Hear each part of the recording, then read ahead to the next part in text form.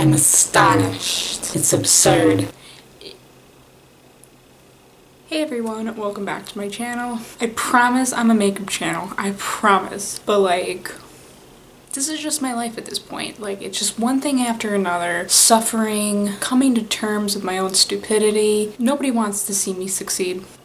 That's just the conclusion I'm coming to. So, another story time for you guys today. I gotta just lay it all out on the table. You know, this is my life. I gotta document. You know, I have a YouTube channel for a reason. I'm a narcissist. Every single little thing that happens to me, I gotta get it out there. So yeah, subscribe to my channel. We do more than this on this platform, but today we gotta hone in on some serious shit. Now, I'm not saying that I'm the first person that this has been done to. This is not at all an uncommon thing. This is actually really annoyingly common. It happens very frequently in this dynamic that we call driving and mechanics and engineering. It's really unfortunate. And so I'm not making this video because I wasn't expecting this. I'm more so making this video as like a cautionary thing for like people who either watch my videos and don't know this, or maybe people that just don't know this. But this is pretty much just a video of me for people in general who may not look like they know a lot about cars walking into a mechanic to get anything done and are taken advantage of and pretty much just trying to manipulate you and scam you and get you to do things that you don't necessarily need done for a ridiculous amount of money. Because overcharging me, yeah, I expected it, but charging me the amount of money that they did is crazy. And they do this and they make you think that you're literally gonna die. So this is just me putting out my story so that people can get a better sense of what to expect when they're just trying to do regular maintenance on their damn car. Like, Jesus. So yeah, this is the story of how I got almost scammed out of $2,100. This whole situation, long story. Why are my stories short? Like, look at the view times on my videos. So this kind of starts around the end of summertime, right before I started working at Target, was when I got my car. We got it from a friend of ours who was going off to the military, and they already had two cars, so he wanted to give away one of them, and obviously I was in need of a car, so we just decided to take this car from our friend for a lot less than it would have went for like at a dealership or to get something else. I'm pretty much involved minorly in everything, but it's still like primarily my car. Like this is a vehicle that I use all the time. Yeah, I was just using it to drive to work and back, and it was an experience to say the least, you know, because when I was learning how to drive, I was learning from really good cars, almost new pretty much, and then I get this car that's from like 2004. It was really beat up, in questionable condition. I was using this a lot, had a couple incidents with like the brakes and the gas, and the radio would sometimes not work, the GPS would sometimes not work. It was banged up, but it was working. But then fast forward to about October of last year, got pulled over for my first time. It's really overwhelming. I have an anxiety problem. This was really serious and I was like really afraid about it, but she was really cool. She pulled me over, pretty much just told me that the problem was that my tints on my car were too dark. And you know, like I said, this car's from 2004. For whatever reason, it's past inspection for this long, but they recently changed a lot of laws in New York State about tints, and our tints are just too dark. She was just warning me that in my inspection in November that I probably went past it because of how dark my tints were, which isn't a problem because it really doesn't cost that much to get your tints removed, as I later learned. Even less, you could do it at home by yourself by just like heating up the tints and then removing the layers of darkness that's on it. Like, that's literally all the tints are. So she just warned me of that, and she sent me on my merry way. She didn't give me a fix-it ticket. She didn't give me any ticket at all, really, because my entire record was clean, so everything was fine, and my first experience getting pulled over was not the end of the world. And Kevin is doing a lot of work on the car. He fixed the brakes for me, which was great. Changes were being made and he was helping with the gas and everything like that, but our check engine light has been on for months and months and months. This has never been rectified. I'll just say now that you cannot pass inspection if you have your check engine light on. Like, you automatically fail. So that's something that you need to get fixed at like a dealership or just independently of an inspection before you get it inspected. Regardless of that, things were okay, but I forgot that like the cop told me that my inspection was to be done in November. It wasn't something that really crossed my mind. I just kind of deal with the anxiety of actually driving anywhere and deal with that first and then the regular stuff later. Just really focus on getting from point A to point B and back again. You know, stupidly, I guess, I tried to depend on the fact that maybe Kevin was going to take care of it, whether it was going to be at that exact moment or during that month or whatever. I thought that he would take care of it, especially since he was doing so much work on the car, but that didn't happen. And of course, so that week in March, like mid-March, I got pulled over again. Now, little old me is going over to Hannaford's shopping to go pick up some groceries because I'm like, oh, let me just go get all of Kevin's favorite foods. Let me be a good little housewife for a day. And then of course, the one time I do that, I get pulled over again. Now this one was a lot more intimidating. He was pretty much just like, what the fuck? Your inspection was supposed to be done in November. It's now December, January, February. Like being really like cocky about it, like, do Blue Lives Matter? That's my question. And I was like, oh shit, November? Holy shit. I was even surprised myself. I was like, oh god, I completely forgot about this. That's a long fucking time. I can't believe I've been on the road for this long and nobody's pulled me over. I did the wrong thing. I was a mess. So he gave me a ticket. So I got my first driving ticket and like honestly, I came here to have a good time and feel so relaxed right now. Yeah, so it was really scary and really annoying and like it was not a good shopping experience from that point on. I can't really say that, you know, I didn't deserve it because I did. Like that's a long time to not inspect my vehicle. So then we get into everything else and plus, you know, all the money that I have to spend on paying off my ticket and mailing in shit. Like, ugh, it's just so annoying. So then Kevin was like, okay, we have to get it inspected. And then we obviously know that we can't get it inspected and pass if we have our check engine light on. So we're like, fuck. So we decided to go to the dealership for the car model that we have because they work on it there and then also give you an inspection for like a fraction of the cost. He booked it for Friday. This is all happening like the Thursday of the previous week. I have shifts of work to get to and I can't drive my car, so some $15 Ubers here and there and just like, ugh, it's just so annoying. But whatever. So then I go to the dealership Friday morning. I'm driving my uninspected vehicle to this place. I'm already nervous as hell. And I get in there. I'm just pretty much waiting in the waiting room with 75-year-old people while Trump is on the TV. And I'm just like, can this day get any worse? But you know what? They had bagels and coffee, so it wasn't the end of the world. But I'm pretty much just sitting there for an hour and a half. And the woman who set me up with everything, she pretty much comes out and she goes, and I'm like, this is it. This is it, Chief. Like, she's gonna tell me that this car is gonna break down.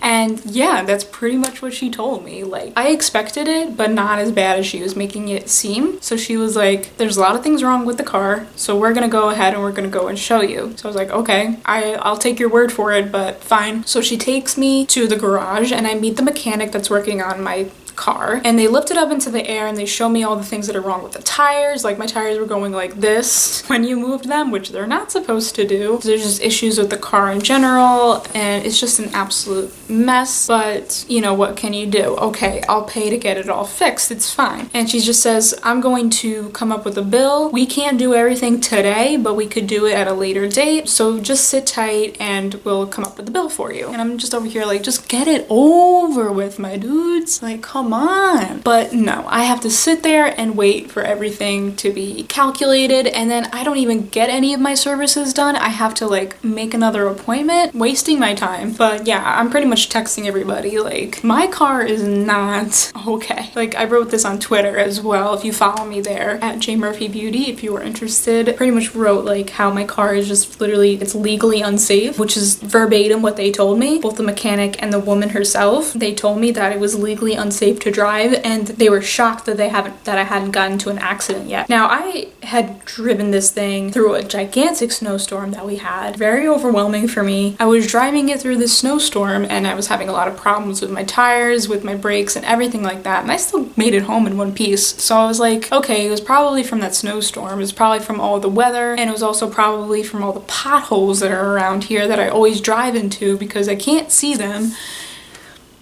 Gotta love New York State. We're paying all this freaking money in taxes to get everything fixed and nothing is ever fixed. But anyway, Politics. So then an hour goes by, calls me back. She says, okay, so here's your bill. And she doesn't show me right away. She pretty much just calculates it all because it doesn't have like a round total at the end. So she's typing into her calculator. And eventually I just see 4 digits.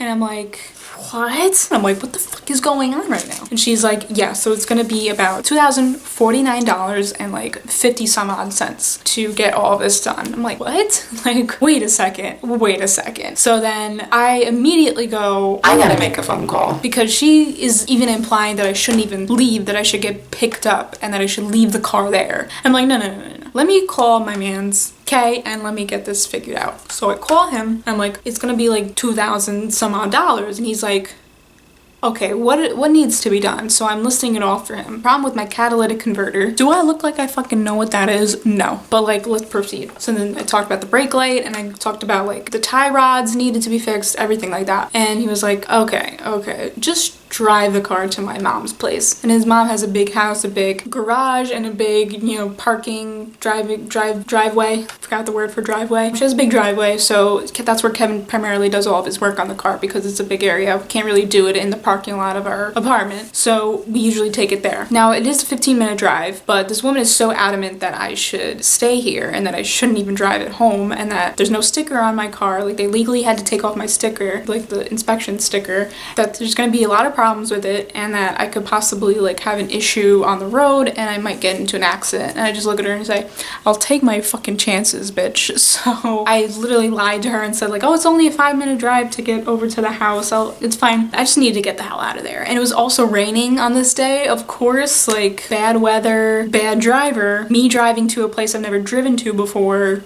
Perfect combination of things, right? But I deal with it. In the moment, they convinced me that everything was under the sun was wrong with my car and that it was pretty much unfixable except by their great magical golden hands, right? So I get to his mom's place in one piece, thankfully, and I just hang out there until my boyfriend gets home from work. So I give him the bill. The first thing that he says is, how are they gonna charge you $385 for a broken third brake light? And I'm like, I don't know, like how much does it usually cost? He's like, $40 typically.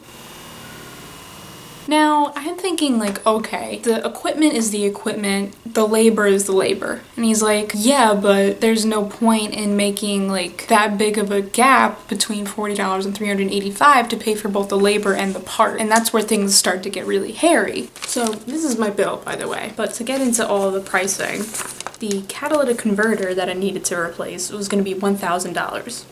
Kevin said that at most, that would probably be $300. Still a lot, but a fraction of what they were trying to say that this was going to cost me. The tints are $100, fine, but it costs $0 to get rid of those ourselves. And then there's something wrong with the tie rods. Those tie rods were only going to be about $70. They were going to charge me $413.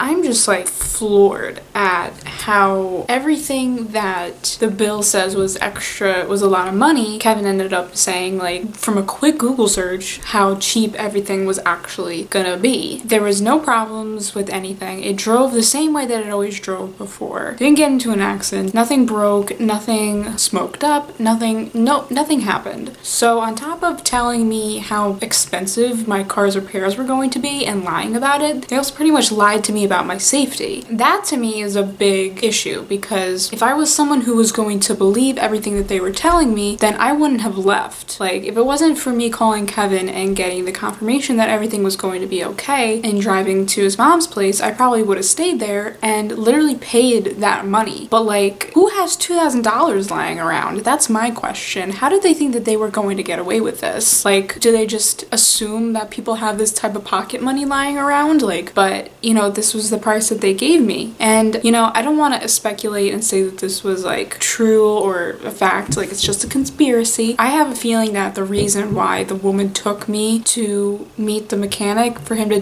tell me what was wrong, which he didn't need to do that, but they took me back there so that he could show me, I think, so that he could get a look at me and see who I was. Because even though it's like, yes, like I'm a woman, and he probably knew that about me, he didn't know what I looked like. Because, you know, a lot of women, I am assuming, come in there and they look like they know their shit. But then I came in there 22 years old with a gigantic sweatshirt on, my hair up in a ponytail, these rose earrings on, no makeup, looking like I was fresh out of high school. You know, he thinks that I look like I don't know shit about cars, and so it's like an easier way to manipulate me if he knows how much of a sucker I look like. And if I look like someone who doesn't know a lot about cars and all the issues and what the pricing comes out to for a lot of these things that he was explaining, then it's much easier for him to manipulate me as far as the bill goes and how much he can charge me for stuff. So that's what I'm assuming was the reason for him getting a look at me and me seeing what was wrong with the car when he really didn't have to.